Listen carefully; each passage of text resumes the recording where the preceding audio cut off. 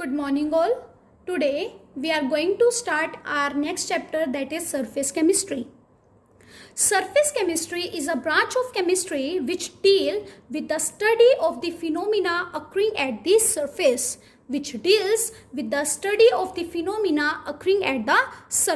For example, writing with the chalk on the board. It is a phenomena which is occurring at the surface. Now, to understand this chapter, let us see some terms. First of all, let's see what do you mean by absorption. Absorption is a phenomena in which one substance enter into another substance and get uniformly distributed throughout the bulk of another substance. For example, when sponge put inside the beaker containing water, then water distributed uniformly throughout the bulk. Such phenomena is known as absorption. Another example of absorption is when we dip biscuit in tea. And next example is chalk in water. Next term is adsorbate. Adsorbate means the substance which is being absorbed. See, in this, water is being absorbed. So, water is adsorbate. And next term is absorbent. The substance which absorbs. Absorbent is the substance which absorbs. So, in this, sponge is absorbing the water. So, sponge will be absorbent. Now, let's come to the point, that is, what do you mean by adsorption? What do you mean by adsorption? Let me ask you a question. Whenever we are writing on the board, can we call this absorption? No. Because in this, one substance, that is board, the other substance, that is chalk, accumulate on the surface only, not in the bulk. Such phenomena is known as adsorption. So, adsorption is the phenomena in which one substance accumulate on the surface of another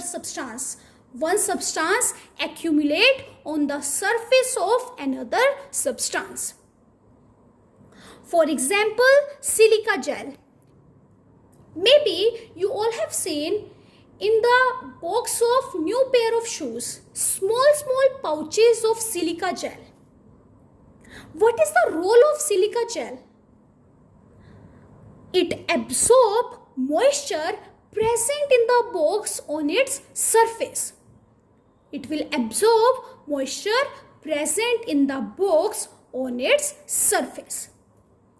Second example is chalk on board. Whenever we are writing with the chalk on board is the example of adsorption. Next term is adsorbate. Adsorbate means the substance which being adsorbed on the surface. Is known as adsorbate. And next is adsorbent. Adsorbent means the substance on which the substance will absorb is known as adsorbent. Absorption is divided into two parts. First is positive adsorption and second is negative adsorption. If the concentration of adsorbate on the surface of the adsorbent is more than in the bulk, is called positive adsorption.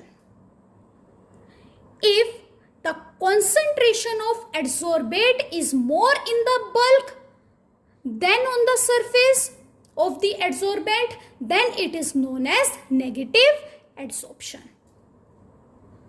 Now, let's see what is the reason for adsorption.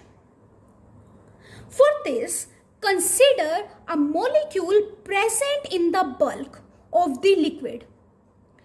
If the molecule is present in the bulk, then it will be surrounded by the other molecules with the balanced intermolecular force of attraction, and due to balanced intermolecular force of attraction, this molecule will be stable and have less energy. Now, consider a molecule which is present on the surface of the liquid. Now, as you can see in this, the molecule is not surrounded by from all the side. Now, as you can see in this molecule is not surrounded from all the side, means upper side is vacant. So, it will experience the unbalanced intermolecular force of attraction, and due to this, the molecule will be unstable and have high energy. Now, in order to get stable or to balance the unbalanced forces, it will attract the other species from outside on the surface and balance the unbalanced force. And balance the unbalanced force. And due to this, adsorption occurs. In adsorption phenomena, when surface molecule holds the other species, it releases energy. And due to release of energy, the adsorption is known as exothermic process. Due to release of energy, adsorption is exothermic process, that is delta H value is negative. Now let's see the difference between absorption and adsorption. Absorption is a bulk phenomena, whereas adsorption is a surface phenomena. Second, in absorption, there will be the uniform distribution of adsorbate, whereas in adsorption, non-uniform distribution takes place. Means the distribution will be only at the surface. Third, absorption neither exothermic nor endothermic, whereas adsorption is exothermic. Fourth, in absorption, rate of absorption remains same throughout the process, whereas in adsorption, its rate is high in the beginning and then decreases. This is due to the vacant space availability in the beginning of the reaction. Means more space is vacant in the beginning of reaction than at the end of the reaction. So due to this, the rate is high in the beginning and then decreases. Next term is sorption. Sorption means when adsorption and absorption both take place simultaneously. So sorption is a process in which both adsorption and absorption takes place simultaneously. For example, in the dye of fabric. In the dye of fabric, absorption of dye and adsorption of dye will take place. Next is desorption. Desorption means removal of adsorbed molecule. Removal of adsorbed molecule.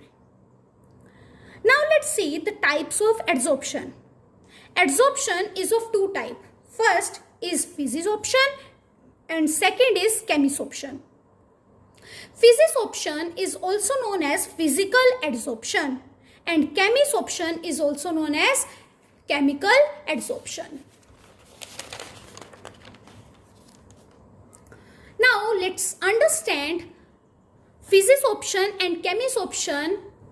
In physisorption, there is weak force of attraction, that is van der Waals forces between adsorbate and adsorbent.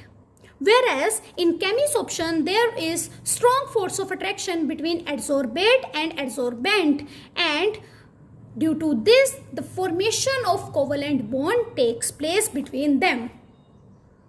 Second, in physisorption, the heat of adsorption is low. In physisorption, the heat of adsorption is low, that is 20 to 40 kilojoule per mole.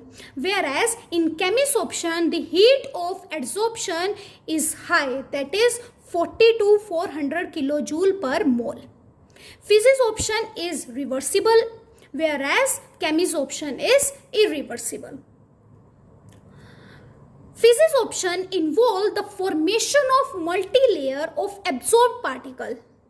Physisorption involves the formation of multi-layer of absorbed particle, whereas in chemisorption there will be the formation of monolayer. Fifth, physisorption is not specific in nature. Physisorption is not specific in nature, whereas chemisorption is specific in nature. Sixth, it occurs only at low temperature. Physisorption occurs at only low temperature, whereas chemisorption occurs at all temperatures.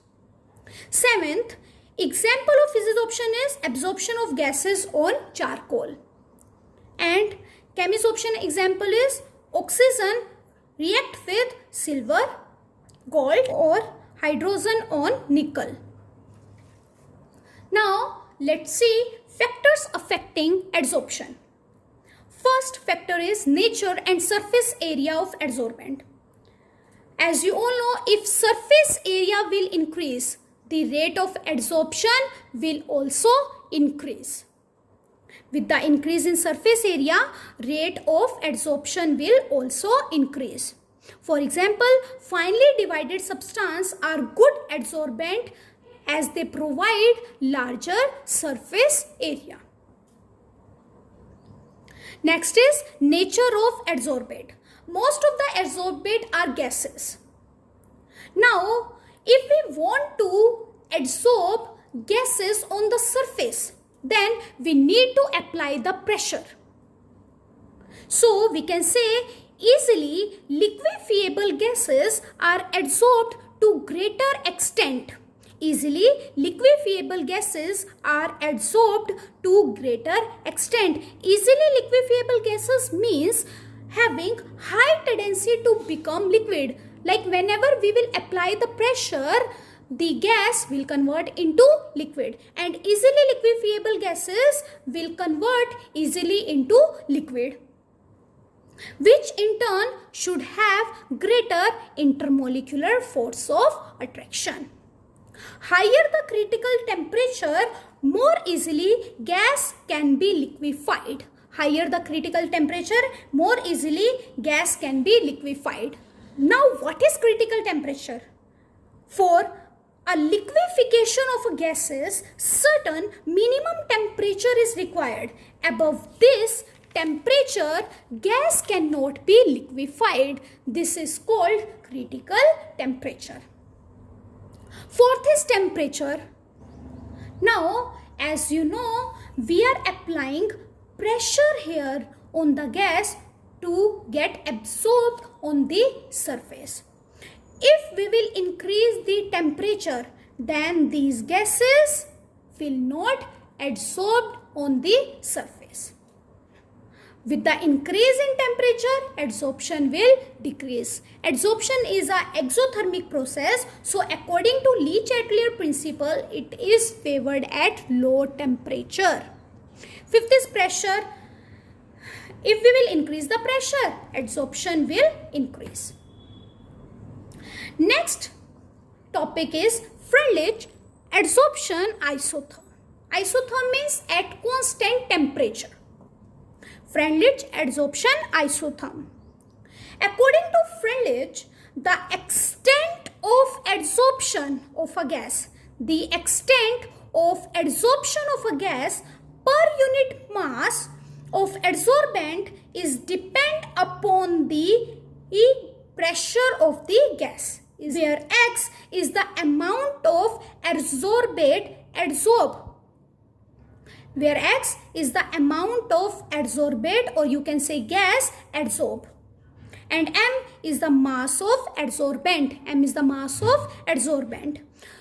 A graph drawn between extent of adsorption and the pressure of gas at constant temperature is called Freundlich isotherm. A graph drawn between extent of adsorption and pressure of gas at constant temperature is called Freundlich adsorption isotherm. Whenever we will draw a graph between X by M and pressure at constant temperature, we will get a graph like this, which is known as Freundlich isotherm.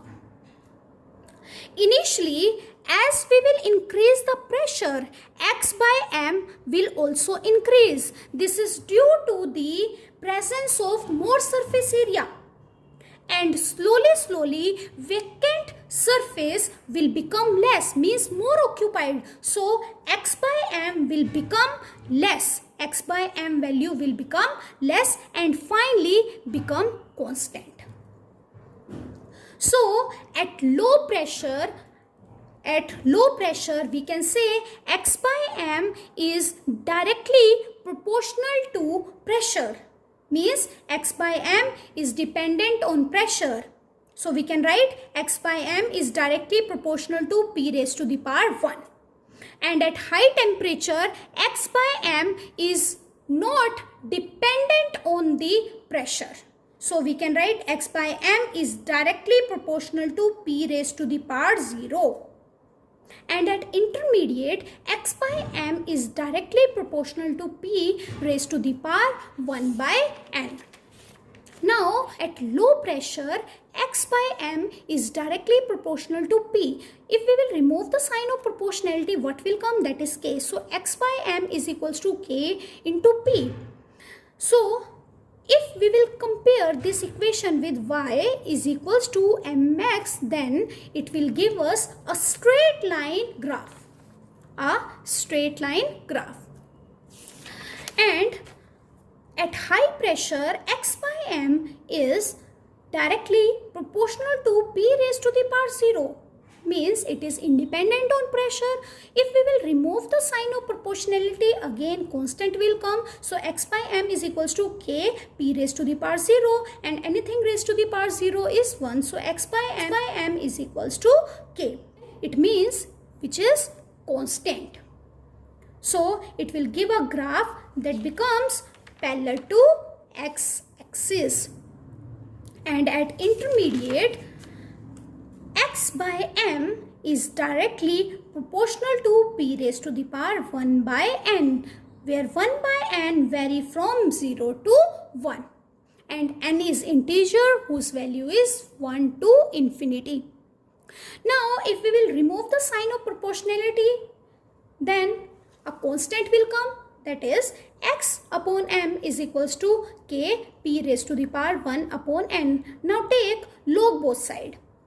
Then it will be log X by M is equals to log K P is to the power 1 by N. Now log A into B is equals to log A plus log B. Now log P raised to the power 1 by N will be equals to 1 by N log P. 1 by N log P. So, after taking log, this equation will be equals to log X by M is equals to log K plus 1 by N log P. Now, let's compare this equation with the straight line equation, that is Y is equals to mx plus C. On x-axis, we will write log P. On y-axis, we will write log X by M, and it will give a straight line having slope 1 by N. And this point is known as log K, that is intercept. Intercept is equals to log K.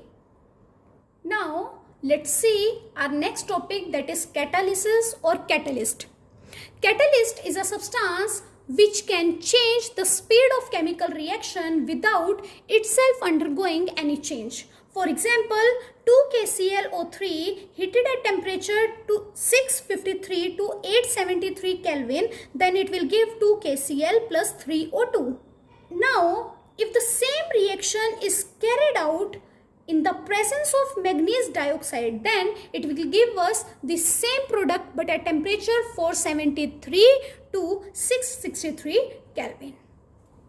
Now, depending on the speed, catalyst is divided into two types. First, positive catalyst, second, negative catalyst. Positive catalyst is that if a catalyst increases the speed of reaction, it is called positive catalyst, and the phenomenon is known as positive catalysis. Negative catalyst, if a catalyst decreases the speed of reaction, is called negative catalyst, and phenomenon is called negative catalysis.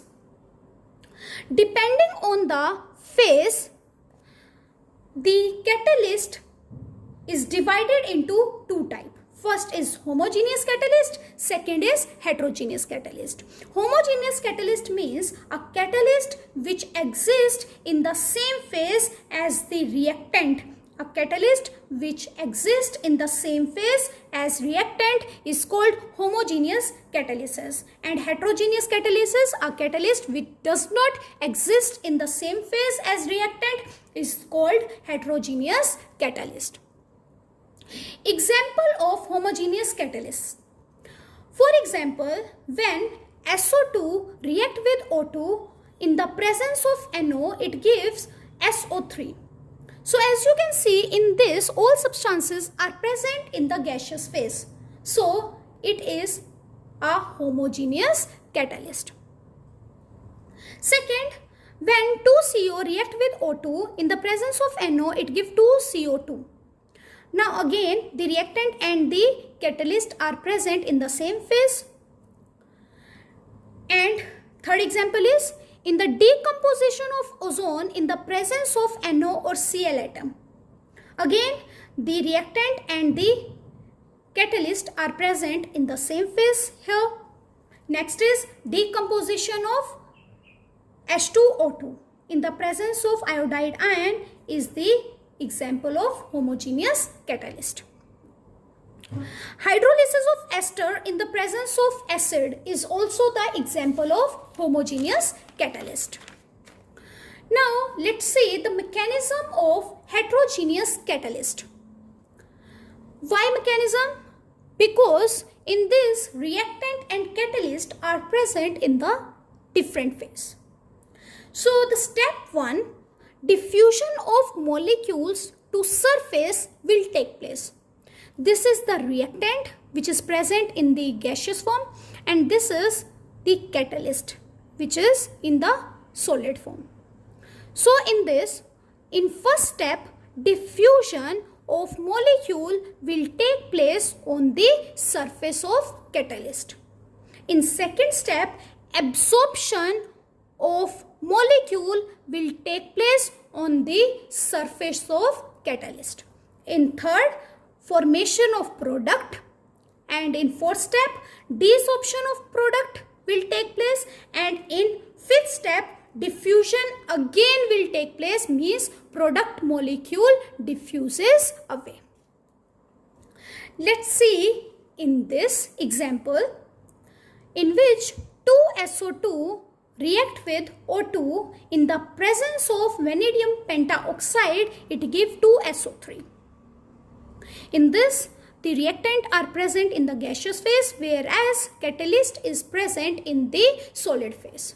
So this is the surface of catalyst and these are the reactant molecule. So in first step, the diffusion of reactant molecule will take place on the surface of catalyst. Then adsorption of molecule will take place on the surface of catalyst. Then this SO2 and O2 will form product, means formation of product will take place, and then desorption of product will take place, and then diffusion of product will take place. And when nitrogen react with 3 molecules of hydrogen in the presence of iron and to give ammonia is also the example of heterogeneous catalyst. Next is promoters and poison. Catalytic poison are those which lowers the activity of catalyst. Means whenever they will be present with the catalyst, it lowers the activity of catalyst. There are certain substances like arsenic, cobalt, etc. which lowers the activity of catalyst. Second is catalytic promoters. Catalytic promoters are the substances which present along with the catalyst and enhances the activity of catalyst. For example, molybdenum act as the promoter for iron catalyst in the formation of ammonia by Haber process. In this reaction, if with iron molybdenum is present, then it will enhance the manufacturing or formation of ammonia, and this process is known as Haber process. Now let's see some important features of solid catalyst. First is activity. By activity of a catalyst, we mean its capacity to increase the speed of chemical reaction. Second is selectivity. Selectivity is the ability to direct the reaction to form a particular product, excluding others. To form a particular product, excluding others. Third is specificity. Specificity defines the action of catalyst is highly specific. Specific means selective in nature. So specificity means the action of catalyst is highly specific in nature. That means a given substance can act as a catalyst only for a particular reaction, not for all the reaction. Now let's study our next topic, that is shape selective catalyst, which are also known as zeolites. Zeolites are the aluminosilicate of metal. For example, sodium aluminium silicate. They are microporous 3D network silicate in which some silicon atom are replaced by aluminium atom, giving aluminium oxygen silicon framework. They have honeycomb-like structure. Before being used, they are heated in vacuum so that water of hydration is lost. As a result, they become porous, and the pore size is in the range of 260 to 740 picometer. The catalytic reaction taking place in zeolite depend upon the shape and the size of pores. So that is why they are also known as shape selective catalyst. For example, ZSM5, that is zeolite sieve of molecular porosity 5. It is widely used in petrochemical industry. It converts alcohol directly into gasoline by dehydration.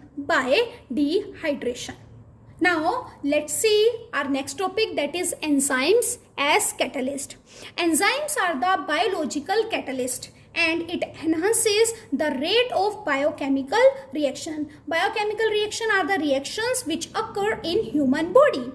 Enzymes are the complex nitrogenous organic compound which are produced by living plant and animal, and they are actually protein molecules of high molecular mass. For example, inversion of cane sugar, that is sucrose, is carried out in the presence of invertase.